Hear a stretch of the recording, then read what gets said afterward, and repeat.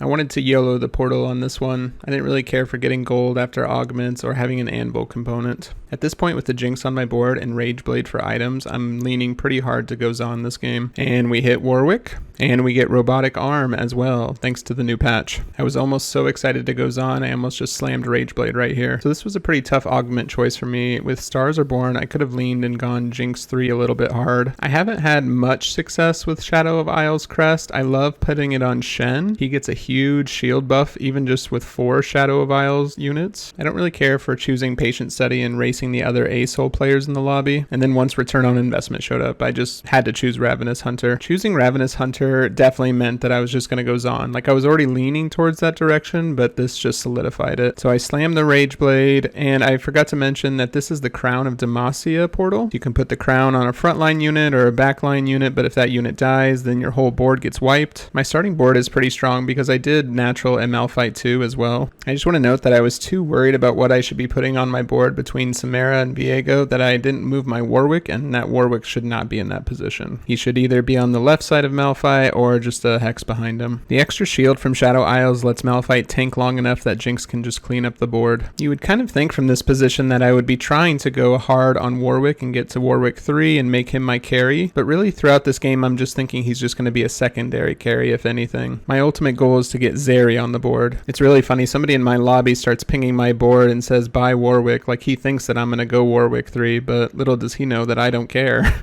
On this first carousel, because I'm 100 health, it's mainly going to be defensive items left, and because I have a belt on Malphite, Sunfire is going to be really good from this position, and I'm really lucky because I get it on a 3 cost as well. We get really lucky here, and we natural Jinx 2 and Warwick 2. If Tristana wouldn't have been in my shop, I would not have leveled up, but because Tristana was there, and because I just got the Jinx and Warwick 2, I wanted to keep my win streak going. So I scout around on 2-6 here, and I see that a majority of the players that I'm going to be facing have a weak right side board, and I want Jinx to blow those units up as fast as possible. So I shift my units over to the right side.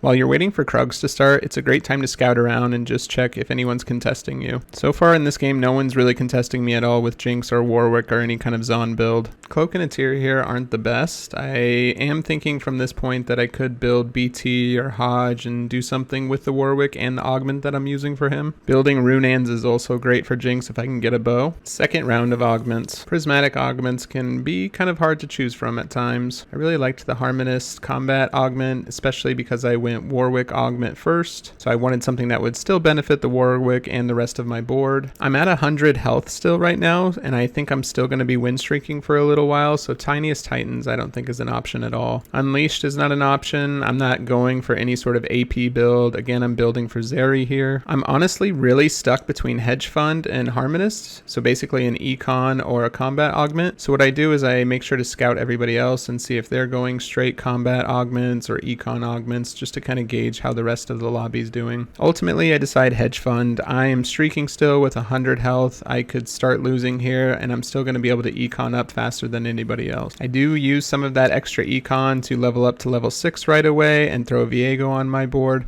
to make sure that my Malphite is still pretty strong and that my Jinx can clean up the rest of the enemy's board pretty quickly. I don't know if this was the right play, but I did want to try and attempt to keep my streak going.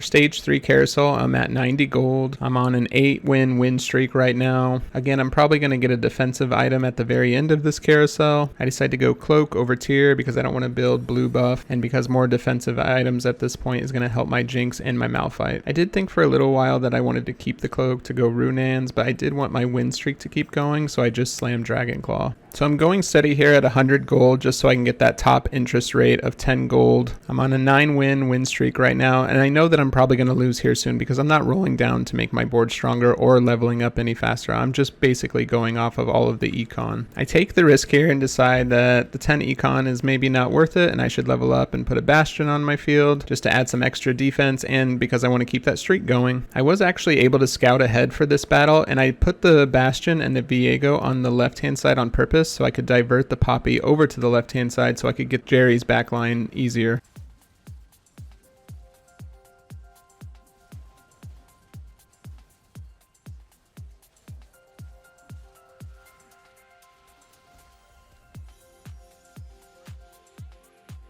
So we finished stage 3 and we're still at 100 health and 10 wins. Off wolves I get some pretty good items. I get a sword, a glove, and a cloak. So I'm able to slam IE pretty easily, but then I am stuck with that cloak and tier still, which is a bit awkward. So at this point on 4-1, the rest of the lobby is probably getting to 7 and maybe even rolling down a little to make their boards a lot stronger. I've decided not to do that. I'm staying at 100 gold, so I am definitely going to lose here pretty soon.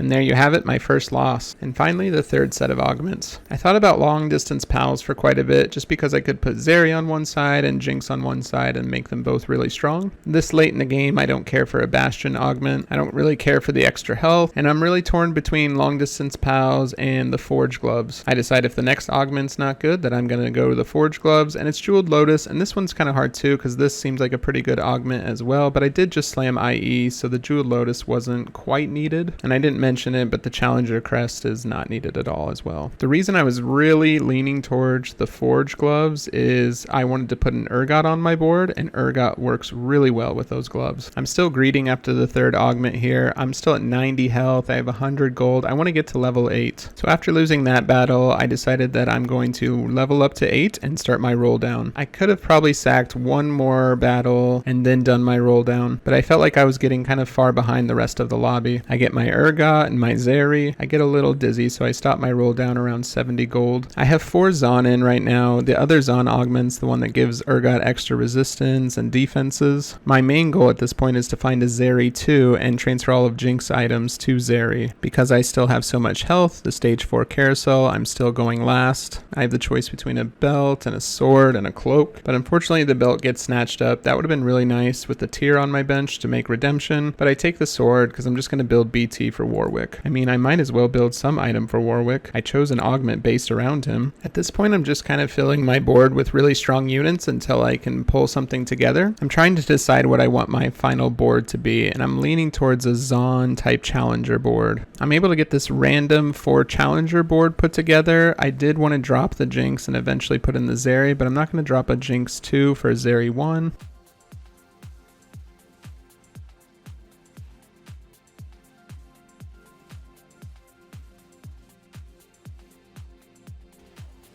And that board just did not work out at all. Luckily on Raptors, we're still in 3rd place. We still got quite a bit of health, so we can bring this board together. We hit Kaisa 2 and Zeri 2, and that's when I'm able to drop my Jinx. I'm still able to put a Titans on Warwick and to act like I care about him. I have this Shen on my bench because I want to replace Malphite with Shen, but I want to find one more Ionia unit, and I want it to be Shen 2 as well. Zeri starts to bring the board together, and I'm at 3 Zon right now, so I think that I can easily just drop one of the Zon units. I think I might have made my board a little bit weaker here putting in the Shen, especially because he wasn't Shen 2 and he didn't have the Ionia trait going, so I think that was a mistake.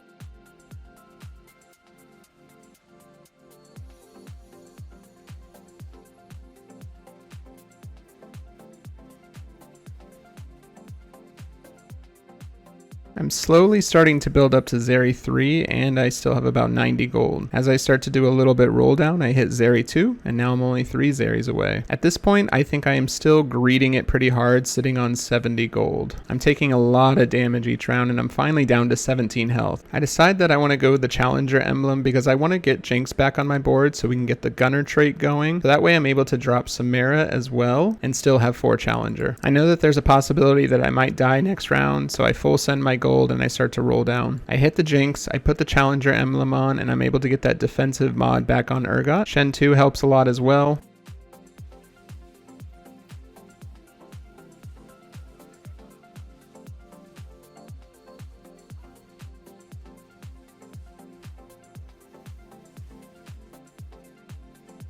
I get really lucky here and I end up on 1 health and I'm still sitting at about 49 gold. I decide that this is my final roll down and I need to hit here, otherwise I lose. I roll down as fast as I can. I almost hit a Shen 3 and I'm 2 off. I'm 3 away from a Yasuo 3. And I'm 2 away from a Zeri 3. I'm thinking my board is pretty scuffed, but we're able to get the win just barely. We make it to top 4. I honestly keep thinking that I'm definitely dead next round, but I still have to dig. In the final lobby, we're playing against some 5-cost units, a fully itemized Ari, a 6-challenger board who's been contesting me most of the game and who has had a Callista 3 for the past 2 stages. Not great items on the Callista 3 though, so it's not very powerful. I choose Rapid Fire for Yasuo because I think that I might hit a Yasuo 3, but I end up hitting Zeri 3. I still go for a Shen 3 as well. If I was smart, I wouldn't have concentrated so much on trying to go for a Shen 3 right before this fight, and I would have concentrated on better positioning. Luckily, we got better positioning, and J4 was able to jump in their backline and pretty much stun all of their DPS, and Zeri just cleaned everything up.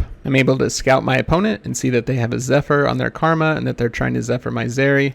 Basically, if my Zeri probably gets Zephyred, I probably lose the fight, so I move my Zeri to the middle. What I like to do when I'm having a Zephyr battle with someone is I like to put 2 corner units and then 1 unit in the middle, and then I just shift those 3 units around. Most of the time, the person with the Zephyr is just trying to hit one of the corners, so if you put your carry in the middle, they're going to miss you.